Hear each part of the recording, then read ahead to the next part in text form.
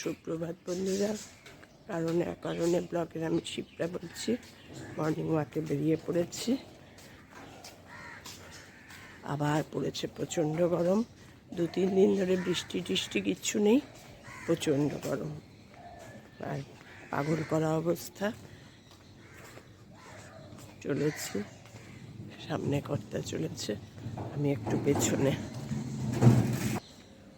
আমাদের তারাপীঠ মায়ের মন্দিরের সামনে চলে এসেছি হাঁটতে হাঁটতে।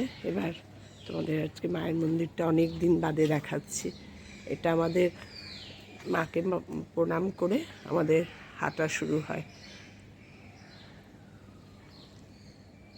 এই যে মায়ের মন্দির, এটা আজকের না, অনেক দিনের পুরনো।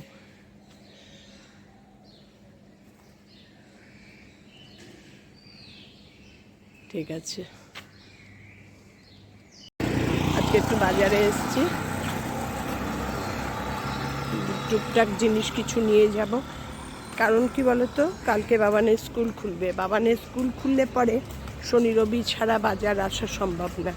বাবানকে 6টা 5 তুলে দিয়ে তারপরে বাজার আসা মানে প্রচণ্ড গরম, প্রচণ্ড রোদ উঠে যাওয়া। এখন বাজে 5টা 40, এখন বাড়ি যেতে যেতে বাজার করে 6টা বাজবে। অতটা অসুবিধা হয় না।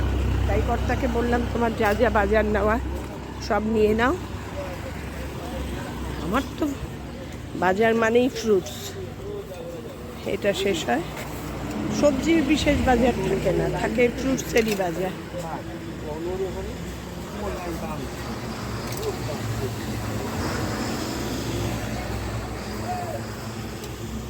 পেয়ারা নিচ্ছে, পেয়ারা শেষ হয়ে গেছে।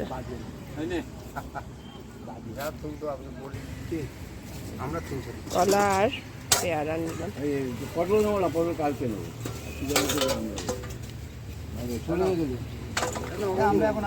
এই মর্নিং ওয়াক সেরে বাজার করে বাড়ি আসলাম।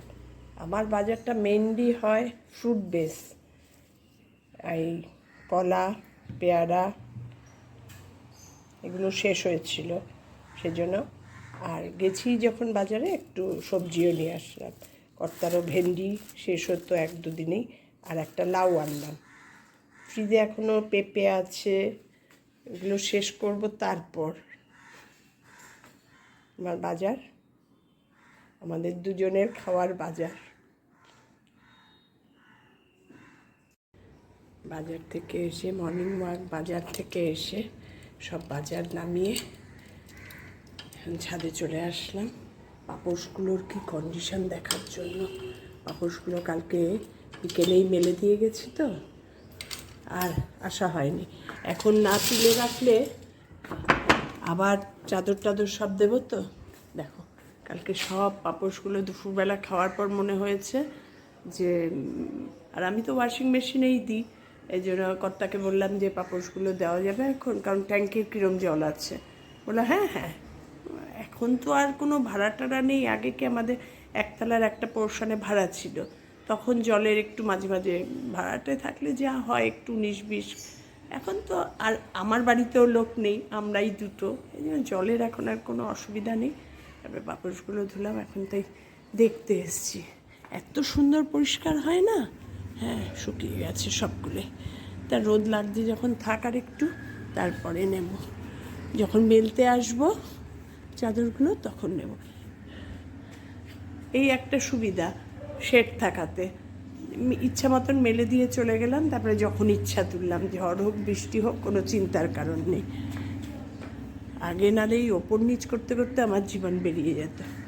যাই, এবার গিয়ে রান্নাঘরে ঢুকবো। এটা দেখে গেলাম, ওপরের দরজাটাও খুলে দিয়ে গেলাম। জামাই ষষ্ঠীর আগের দিন দই বড়া করেছিলাম, তা তোমাদের পুরোটা প্রসেস দেখায়নি। আজকে পুরোটা প্রসেস করছে। আবার বায়না হয়েছে, মাম দই বড়া করো না একদিন। আমি ঠিক আছে। আবার ডাল ভিজিয়ে রেখেছি কাল রাত্রে। এবার ডালটা বাটবো। এই কয়েকটা আদা দিয়ে সবসময় দই বড়ার ডালটা বাটতে হয় মিক্সিতে। এবার ডালটা নিচ থেকে বেটে আনি, বড় মিক্সিটা তো নিচে এনে তোমাদের সঙ্গে আবার দেখাচ্ছি। আর আজকে রান্না বিশেষ করব না, আজকে একটু পাট পাতা করবো মটর ডাল দিয়ে, সেটাও তোমাদের দেখাবো কিভাবে করছি। আজকে পাট পাতা রান্না করব এই মটর ডাল দিয়ে। মটর ডালটা একটু জলে একটু ফাটা ফাটা মতন সেদ্ধ করে নিয়েছি।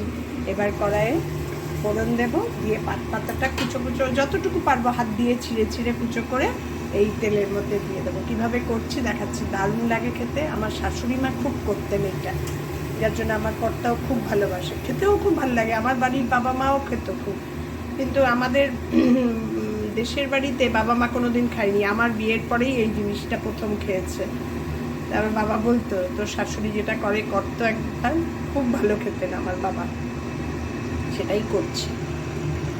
তেল গরম হয়ে গেছে, তেলে দিয়ে দেবো ফোড়ন, একটা শুকনো লঙ্কা আর কালো জিরে ফোড়ন দিয়ে করতে হবে। এটা দারুণ লাগে খেতে, একবার এভাবে বানিয়ে একটু। আমার হয়তো শাশুড়ি মার মতন হবে না, কিন্তু তাও চেষ্টা করি। আমার কর্তা খেয়ে খুব প্লিজ হয়, মানে ভালোই হয়েছে। পাতাগুলো আমি এই তেল গরম হতে হতে যেটুকু সময় হাত দিয়ে কুচো কুচো করে রেখেছি। আর পাট পাতা তো তেলে দিলেই নুয়ে যাবে একদম। একটু ভাজা ভাজা হবে, তখন এই ডালটা অর্ধেক সেদ্ধ করে রেখেছি যেটা, ওটা দিয়ে দেবো।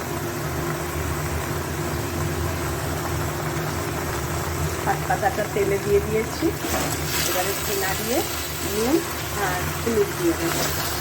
একটু ভাজা ভাজা হবে, তারপরে ডাল সিদ্ধটা ছেড়ে দেবো।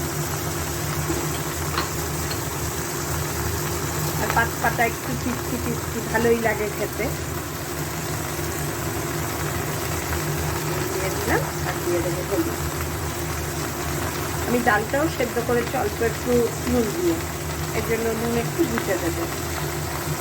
নিচ থেকে ডালটা বেটে আনলাম, আর মিক্সির পটটা আবার কর্তা ভালো করে কাচিয়ে কুচিয়ে দিল। আমার ধৈর্য এত কোলাবে না। এবার ডালটাকে খুব ভালোভাবে ফেটাবো। এবার এইভাবে একটু ভালো করে ফেটিয়ে নেব। ফেটানোটা ভালো না হলে কিন্তু বড়া ভালো হবে না।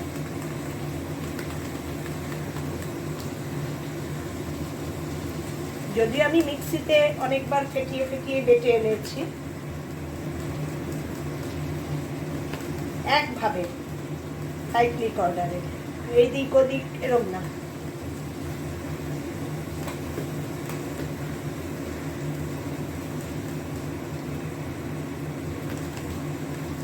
এই ফেটানোটাতেই একটু কষ্ট। ফেটানোটাতে ফেটাতে ফেটাতে দেখবে এটা পুরো ময়দার মতন হয়ে গেছে, আর একটু ফেটালেই হয়ে যাবে।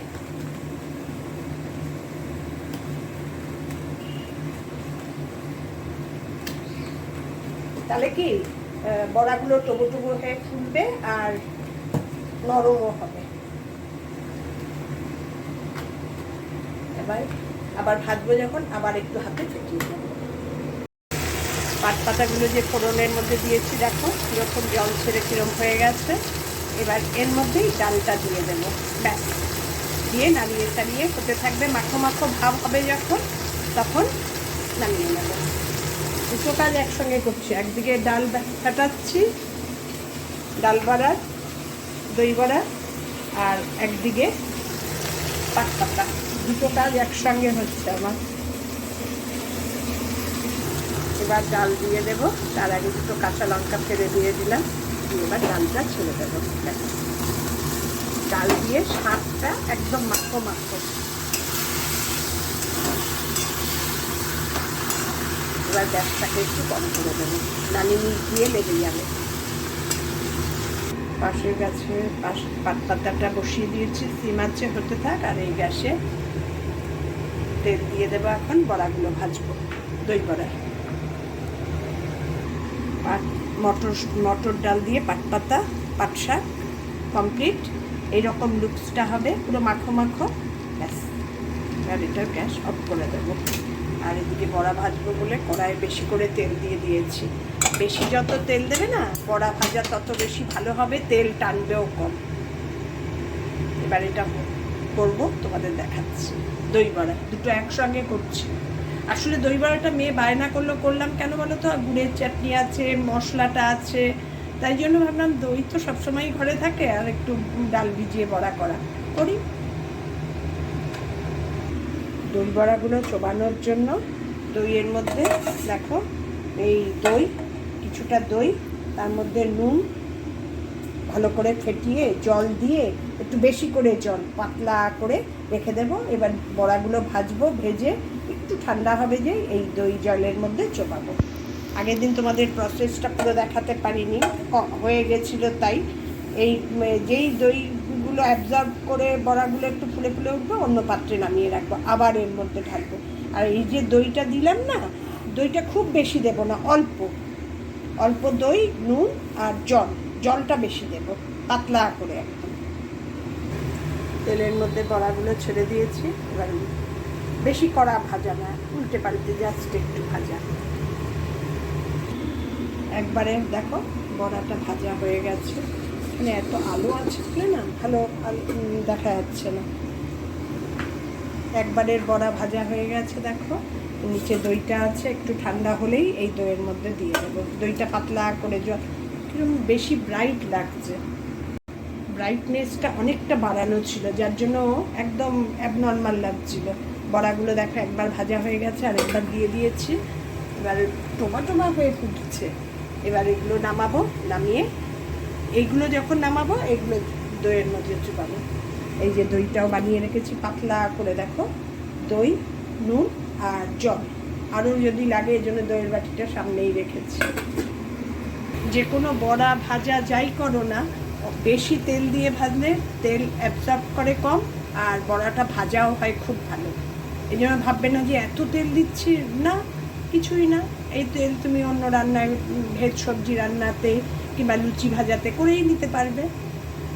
সবসময় বেশি তেল দিয়ে ভাজলে তেলটা অ্যাবজর্ব করে কম। আমার পুরো ভাজা হয়ে গিয়েও দেখবে তেল থাকবে, তোমাদের আমি দেখাবো। আর বড়াগুলো যখন ফেটানো ভালো হয়, কী করে বোঝা যায় বলো তো? তেলের মধ্যে দিলেই ওপরের দিকে উঠে আসে।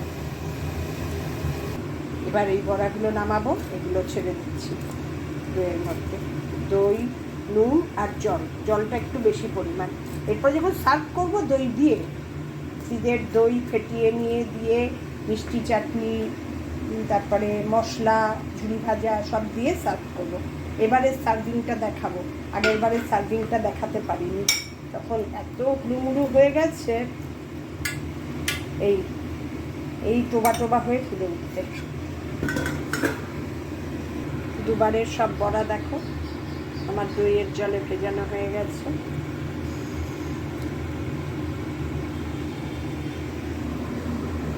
আমার বড়া ভাজা শেষ। দেখো তেল কতটা রয়ে গেল, কতগুলো বড়া ভেজেছি, এই এক কড়াই ভর্তি।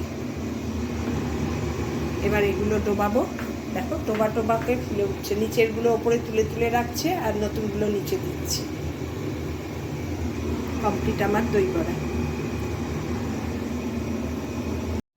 আমার দই বড়ার সার্ভিং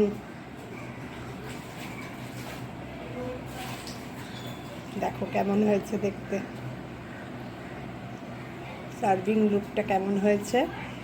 মেয়ে এসছে, মেয়েকে দেবো, ওর জন্যই মেনলি বানানো। দই বড়া করে পাগল হয়ে যায়, করতে তো কোনো অসুবিধা নেই।